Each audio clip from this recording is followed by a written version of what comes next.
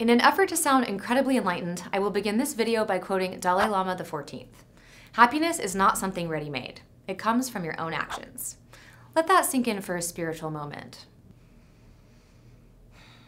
I don't know about you, but I'm already feeling more zen. Fact is, he's right. Happiness does come from our own actions. Here are 10 key factors that determine how happy your work environment is. Number 1. Stress is the nation's most underestimated business expense. It costs American businesses $300 billion every single year.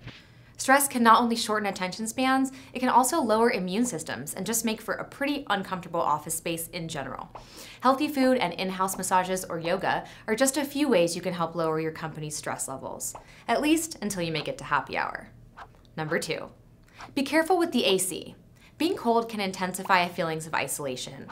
When it comes to office climates, I like to refer to the Goldilocks habitable zone for extrasolar planets in the universe. Was I the only one who watched Cosmos?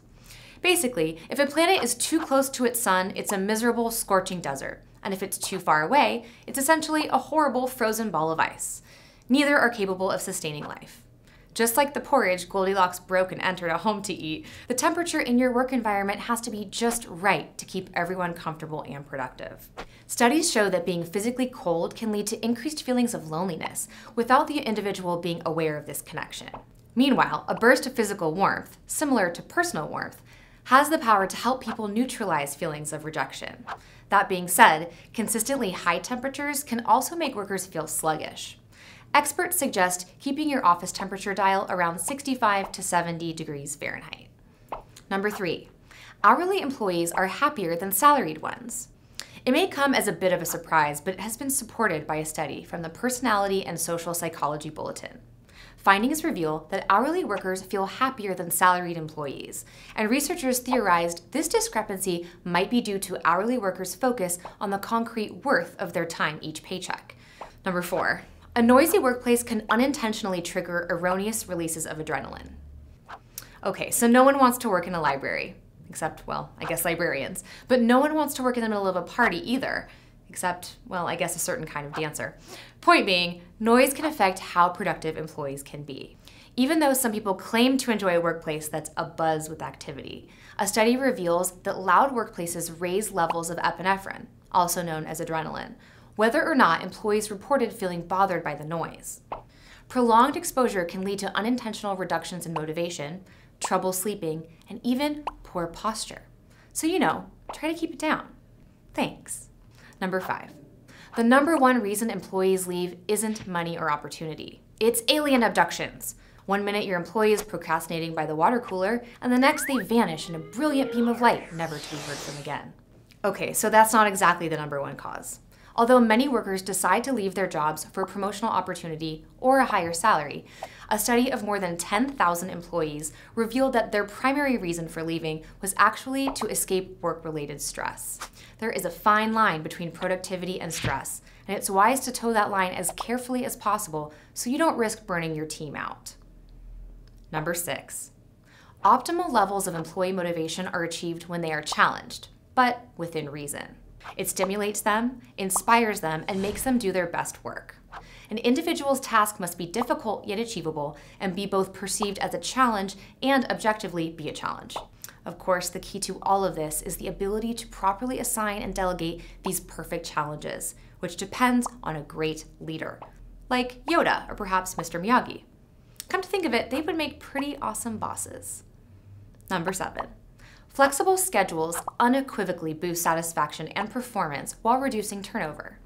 Employees whose work schedules conflict with their family priorities are 3 times as likely to quit their jobs, and there are countless examples of successful companies, big and small, that noticed significant reductions in costs when they offered schedule flexibility. If someone's work can flow around their needs rather than feeling trapped in their job, they're guaranteed to be a happy camper. Number 8. Breaking up the day with any sort of physical activity can improve your productivity. Extended periods of inactivity can make people feel more sluggish, tired, and distracted. Walking, jumping jacks, yoga, arm wrestling, it doesn't matter what it is. Whatever gets you out of your chair and the blood flowing is a surefire way of not only enhancing your mood, but also increasing your productivity. If you start to feel yourself drift, stand up and shake it out. Dance even. Okay, maybe not in public, but you get the idea. Number 9, employee commuting is directly linked to worse health and steep business expenses. Alpha and omega, good and evil, happy hour and rush hour. We all know commuting is a bad thing.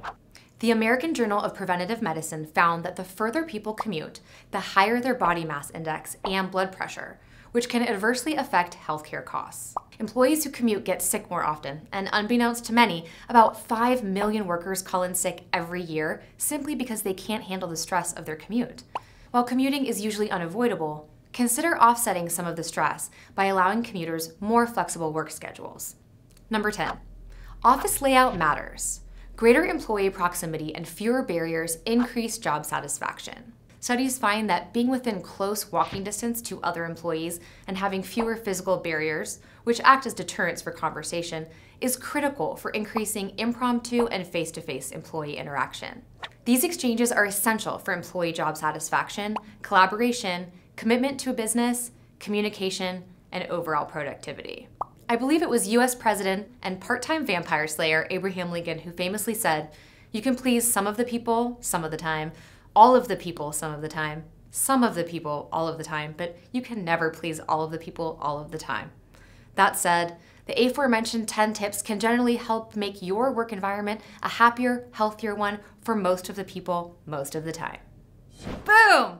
First one in the can. Yeah! Adversely affect.